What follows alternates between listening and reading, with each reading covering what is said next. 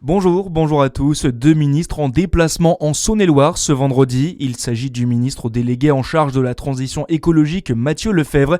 Il sera accompagné par le ministre délégué en charge de l'industrie Sébastien Martin.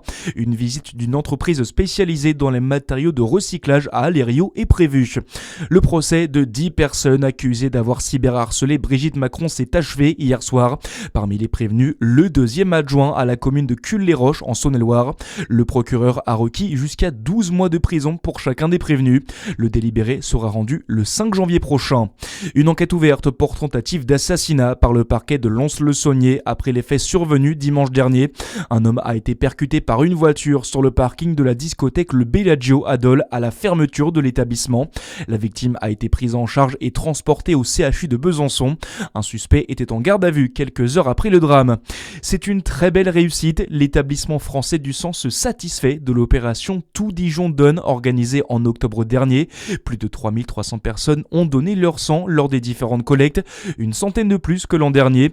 Une dernière collecte de sang aura lieu ce vendredi au château du Clos de Vougeot entre 9h et 13h. Également dans l'actualité, les discussions sur le budget vont se poursuivre cet après-midi à l'Assemblée nationale. Un examen ralenti par les milliers d'amendements déposés. Il en reste encore plus de 2700 à étudier.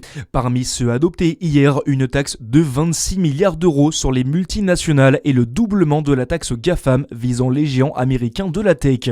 36% des Français peinent à payer leurs factures d'énergie, un niveau record selon l'étude publiée hier par le médiateur national de l'énergie. Beaucoup de foyers cherchent pourtant à réduire leur consommation en baissant leur chauffage, en installant un thermostat ou des rideaux thermiques. D'autres solutions existent en choisissant les meilleures offres parmi les fournisseurs.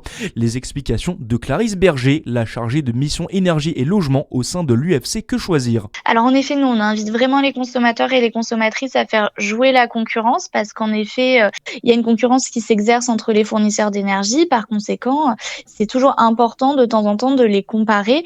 Il existe pour cela des comparateurs en fait en ligne qui sont gratuits et indépendants, notamment celui que propose l'UFC Que Choisir ou encore celui du médiateur de l'énergie qui vraiment vous permettent en fait de rentrer toutes vos informations et de voir à date quel contrat correspond le mieux en fait à vos habitudes de consommation et vous permettra de réaliser le plus d'économies possible sur vos factures.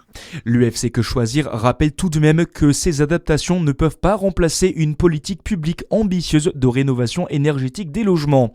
Et puis du basket également ce soir avec la 3e journée de Coupe d'Europe FIBA pour Dijon. La JDA se déplace au Kosovo pour affronter Bashkimi. Coup d'envoi de la rencontre à 19h. Voilà pour l'essentiel de l'actualité, c'est la fin de cette édition. À suivre votre météo sur Fréquence Plus. Passez une très bonne journée.